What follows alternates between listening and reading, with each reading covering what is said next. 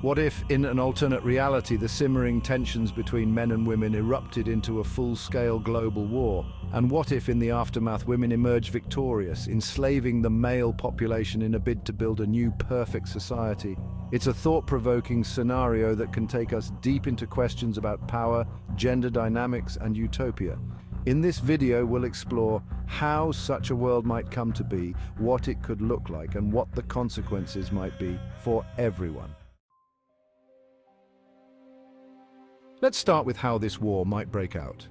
While the idea of a war of the sexes sounds extreme, tension between genders has existed throughout human history. Inequality, patriarchal systems, and power imbalances have driven social movements for centuries. But what would it take for these conflicts to escalate into war? It's likely that a tipping point would need to occur, perhaps triggered by an extreme backlash against women's rights or a worldwide political event that sets the stage for open conflict. This could be fueled by the increasing divide between groups of men who feel threatened by shifting gender roles and women who demand more than just equality. They demand retribution.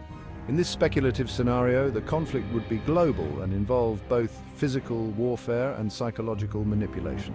With advances in technology, perhaps women gain the upper hand by controlling resources that men depend on, like water, energy, or food. Maybe the war takes place in a future where automated systems and artificial intelligence reduce the need for physical strength in combat, leveling the battlefield between men and women. Whatever the trigger, it ends with women victorious and men in chains. So, what does this post-war society look like? The first thing to address is the idea of enslavement. Enslaving men would represent a complete reversal of traditional power structures. Women, now the dominant force, would take full control of society's governance, resources, and institutions. In this speculative scenario, women might view the enslavement of men as a means to correct historical injustices, to prevent men from rising again, and to build a society without male interference or disruption. It's here that things get complicated.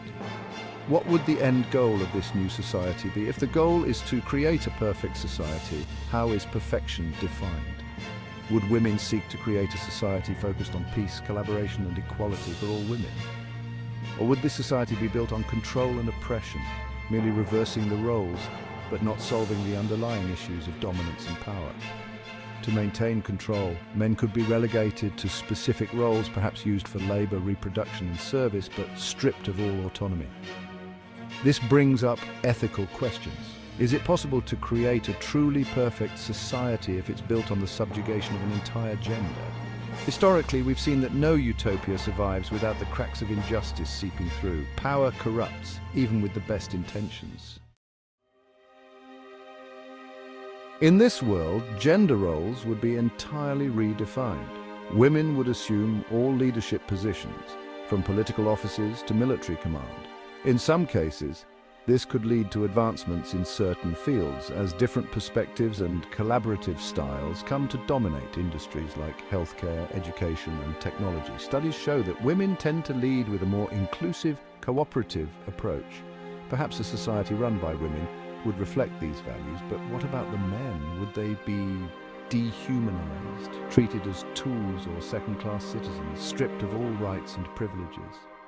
Or would women aiming for moral superiority argue that their enslavement of men is a temporary measure, one designed to rehabilitate the male population after centuries of toxic masculinity?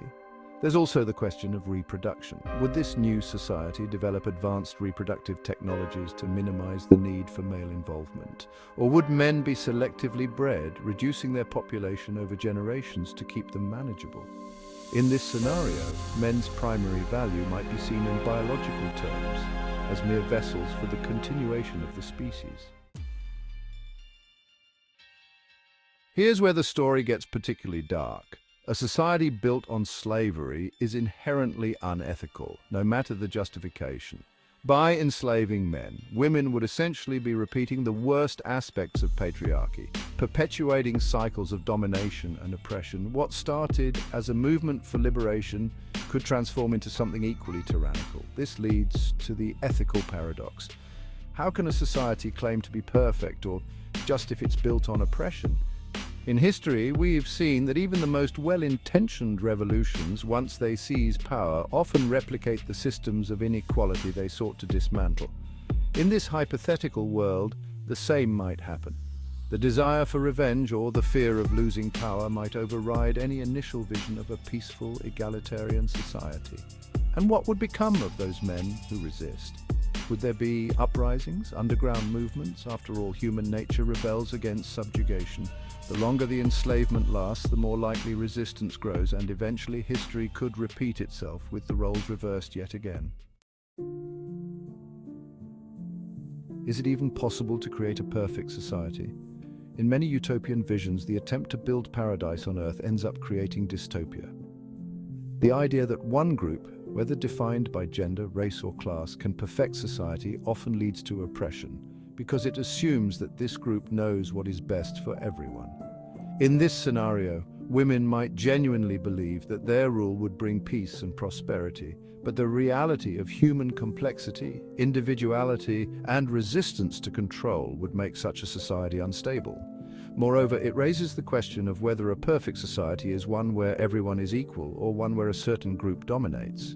Is a society where women are free but men are enslaved truly perfect? Or is it simply a different version of the same broken system? In the end, this hypothetical war of the sexes and the aftermath of women enslaving men serves as a thought experiment, raising questions about power, ethics, and gender. While it's tempting to think that simply reversing the roles of oppressor and oppressed would solve societal problems, history shows that power structures are more deeply ingrained than that.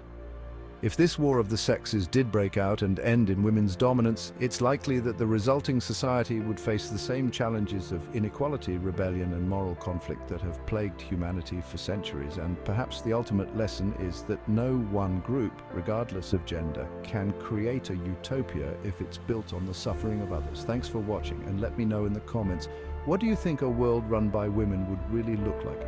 Could it succeed where other societies have failed, or are we doomed to repeat the same mistakes? Make the background music dramatic.